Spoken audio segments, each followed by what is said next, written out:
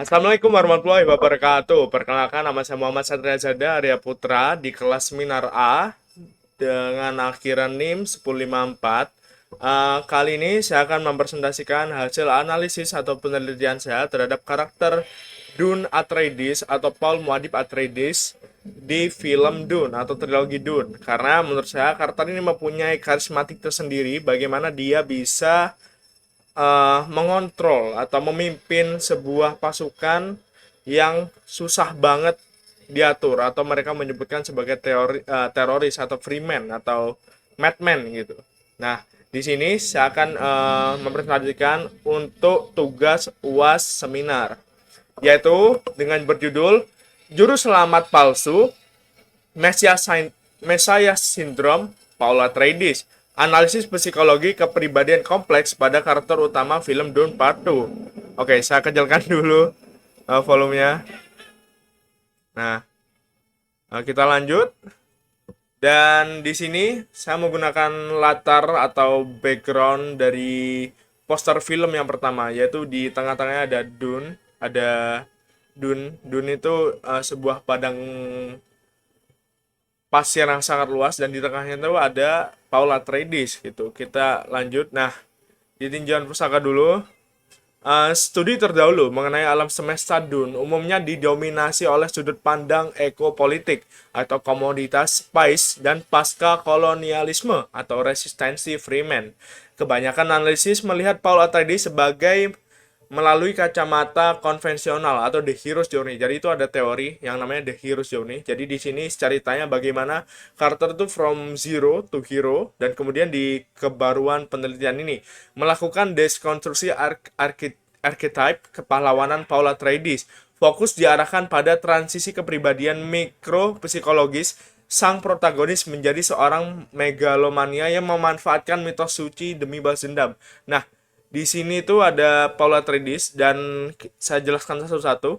Di sini ada archetype kepahlawanan. Jadi di sini penonton diajarkan atau melihat Paul Atreides itu sebagai pahlawan yang mulia dengan perspektif melewati Freeman, dan yang jahat adalah Harkonnen. Harkonnen itu merupakan ras brutal yang didominasi di The Great House gitu.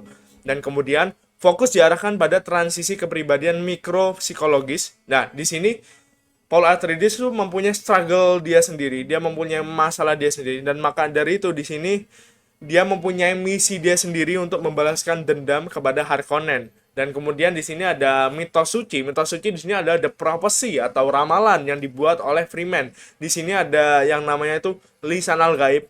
Jadi Paul Atreides itu mempunyai jiwa atau kepercayaan bahwa dialah lisan al-gaib tersebut. Dan kemudian di sini ada latar belakangnya, diskonstruksi mitos Messiah gitu. Film Dune Part 2 karya Denis Villeneuve menyoroti perebutan kekuasaan ekopolitik dan manipulasi mitos sosial keagamaan di planet Gurun Arrakis. Jadi tema di film ini tuh ada di Gurun Arrakis, di mana rempah-rempah atau yang mereka sebutnya itu the gods spices gitu. Apa ini kayak rempah-rempahnya para dewa, di mana rempah-rempah ini bisa dibuat teknologi, bisa dibuat bahan bakar, semuanya. Narasi berfokus pada bagaimana ramalan Mesias, lisan al-gaib, direkayasa secara sosial sebagai instrumen hegemoni politik dan sarana pengendalian massa yang berujung pada fasisme galaksi. Nah, maksudnya ada di fasisme galaksi di sini, ini tuh awal sebuah revolusi bagaimana kaum Freeman atau kaum yang ada di Arrakis, mereka itu berevolusi atau memberontak kepada Harkonnen. Harkonnen itu mempunyai tipe seperti kolonialisme. Jadi di sini Harkonnen itu menjajah planet Arrakis demi mencari rempah-rempah, dan kemudian kaum Arrakis atau Freeman di sini mempunyai ramalan Mesias atau lisan al-gaib, dan mereka menjadikan karakter lisan al-gaib ini sebagai nabi mereka begitu. Dan disinilah mereka mempunyai pemberontakan. Dan di sini ada gambar Paul Atreides yang di belakangnya itu ada kaum Freeman yang sedang berdoa gitu. Jadi semacam permainan nabi di sini. Dan fasisme galaksi di sini karena ini dilihat dari sisi dari Harkonnen gitu. Karena Harkonnen melihat mereka kan sebagai kaum atau ras yang superior, mereka putih, tinggi gitu. Tetapi Fremen di sini juga mempunyai hak mereka untuk memperjuangkan planet mereka sendiri. Oke, kita lanjut. Dan di sini fokus penelitiannya adalah rumusan masalah bagaimana manifestasi gejala God Complex dan Messiah Syndrome pada karakter Paul Atreides bertransformasi dari mekanisme pertahanan diri menjadi instrumen kekuasaan absolut dan tirani. Dan tujuan penelitiannya menganalisis deskonstruksi archetype kepahlawanan dan dinamika psikologis internal karakter Paul Atreides dalam menerima mitos profetis buatan Bene Gesserit di bawah ancaman genosida. Nah, jadi dari rumusan masalah atau tujuan penelitian di sini teman-teman, saya akan menjelaskan bagaimana God Complex atau Messiah Syndrome di sini itu menjadi suatu fokus yang penting kepada kepribadian Paul Atreides, di mana dengan kepercayaan atau kepercayaan diri itu dia bisa mengontrol kaum brutal yang sangat-sangat fasis gitu. Dan di sini tujuan penelitiannya yaitu psikologis internal Paul Atreides ini seperti apa sih? Bagaimana cara dia tuh bekerja? Bagaimana cara pemikiran dia tuh bekerja gitu? Karena saya mempunyai jurnal saya sendiri di sini. Jadi pendekatan di sini ada landasan teoritis utama yang digunakan untuk membedah fenomena ini adalah pendekatan psikologi film. Nah, di sini ada konsep Messiah Syndrome atau sindrom Mesias. Nah, secara klinis atau psikologikal. Nah, di sini tuh kita lanjut dulu. Nah, manfaat penelitiannya di sini ada manfaat akademis, memberikan kontribusi teoritis baru yang mengawinkan kajian sinematografis dengan psikoanalisis klinis, khususnya mengenai archetype justru juru selamat dalam fiksi ilmiah modern.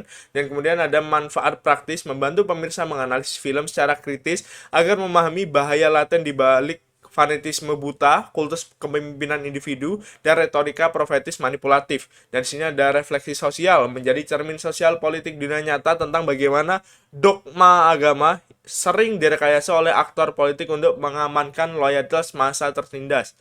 Nah, jadi di sini ketika ada rakyat atau suatu kaum yang tertindas, mereka pasti akan menggunakan cara satu-satunya yaitu dengan protes ataupun dengan revolusi.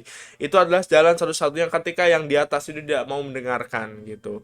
Nah, di sini ada teorinya. Di sini ada Messiah Syndrome merupakan kondisi mental dan delusions of grandeur di mana individu sangat meyakini bahwa dirinya ditakdirkan untuk membawa keselamatan bagi kaumnya yang tertindas. Ego personalnya melebur ke dalam tanggung jawab moral ilahi. Dan di sini ada disonansi kognitif Paul. Paul awalnya sadar bahwa lisan Al-Gaib adalah mitos buatan atau engineered myth.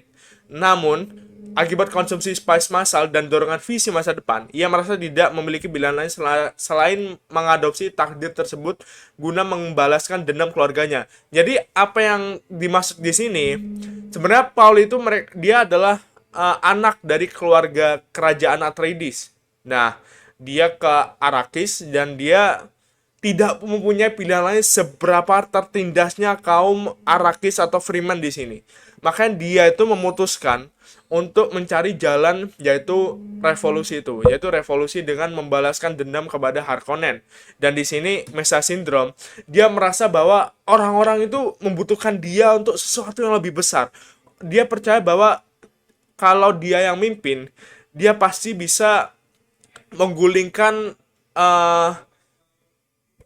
empire atau dinasti dari Harkonnen gitu. Karena Harkonnen di sini tuh seperti kerajaan yang entah datang dari mana dan dia tuh menjajah terus-menerus, mengeruk sumber daya, mengeruk semua rempah-rempah sehingga ini tuh bukan dikatakan lagi penjajahan tetapi pembunuhan juga karena orang-orang Freeman tersebut mempunyai kesusahan dalam bertahan hidup gitu. Dan di jurnal saya di sini saya tulis bahwa Messiah Syndrome bukanlah sebuah diagnosis tunggal dalam manual gangguan jiwa, melainkan sebuah kondisi-kondisi mental dan delusi keagungan, di mana seorang individu memiliki keyakinan bahwa mereka ditakdirkan untuk menjadi penyelamat, penebus, atau pembawa keselamatan bagi suatu kelompok masyarakat yang sedang tertindas. Maka dari itu, saya tulis Paul Atreides ini, dia itu sebagai sang juru selamat dari bangsa Fremen, teman-teman. Dan dalam konteks penokohan Paul Atreides, manifestasi Messiah Syndrome ini tidak terjadi secara instan,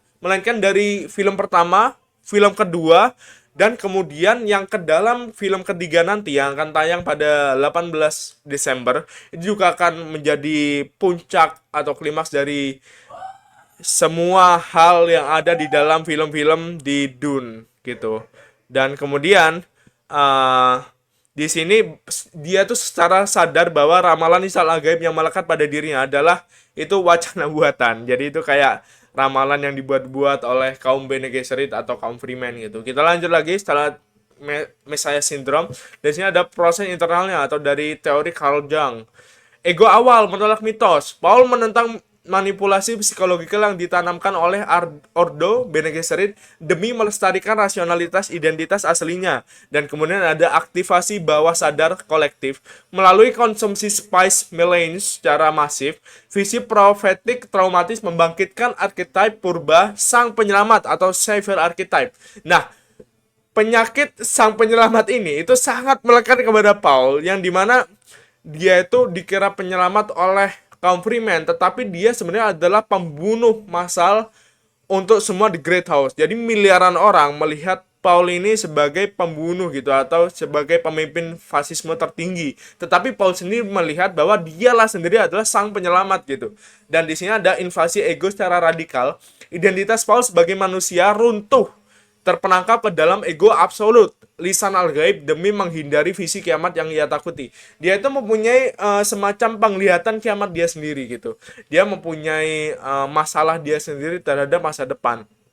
Karena dia mempunyai masalah dia tersendiri, dia tentu mempunyai jalan yang akan dia pilih demi menyelamatkan bangsa Freeman. Tetapi pada akhirnya itu bukan hanya untuk bangsa Freeman aja, tetapi dia membunuh semua The Great House atau semua ras-ras yang ada demi kepentingan politik dia sendiri, teman-teman. Gitu. Dan kemudian ada proses eksternal dari teori dari Sigmund Freud. Di sini ada trauma dan ketidakberdayaan ekstrim.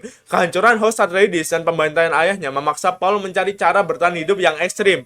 Dan ada mekanisme pertahanan ego atau ego defense, melarikan diri dari realitas kekalahan dengan memanfaatkan histeria religius Freeman atau Stilgar sebagai sarana pembalasan dendam. Dan ada delusi keagungan atau megalomania, validasi massa yang tak terbatas, narcissistic supply, mengubah Paul dari korban tertindas menjadi tiran berkedok pembebas. Nah, apa yang saya jelaskan di sini itu sebenarnya ada kaitannya dengan sini.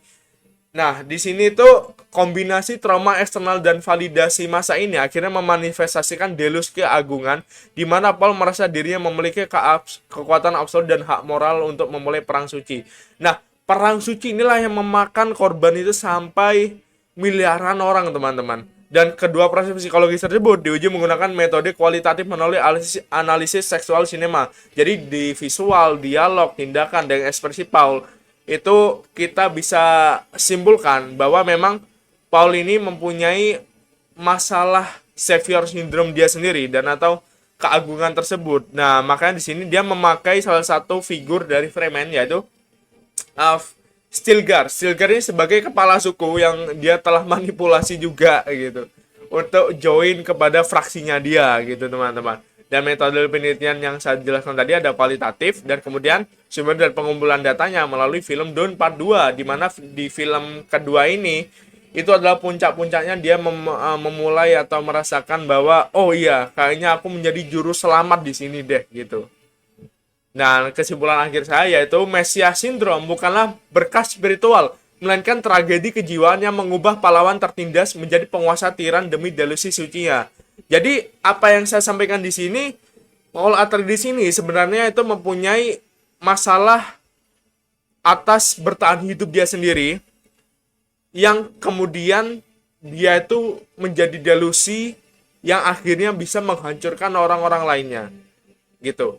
Jadi, dia kan pahlawan tertindas yang secara harfiah dia itu orang yang dari nol menjadi hero gitu, menjadi pahlawan gitu. Dan demi pahlawan, demi perang suci itu dia menyatakan perang kemana-mana atas nama agama tersebut, teman-teman. Makanya hal tersebut sangat berbahaya. Tetapi yang ingin saya sampaikan adalah penonton di sini sangat mengagung-agungkan Paul Atreides karena ya tentu dia karakter utama, tetapi kita itu semacam dimanipulasi karena kita melihat perjalanan dia gitu.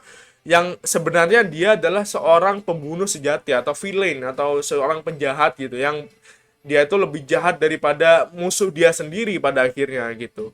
Oke, mungkin itu saja hasil presentasi saya terhadap film Paul Atreides, terhadap film Paul atau Dune Part 2 ini. Semoga apa yang saya sampaikan kali ini bisa bermanfaat bagi kalian menonton, dan maaf jika saya mempunyai kata-kata yang salah. Terima kasih. Wassalamualaikum warahmatullahi wabarakatuh.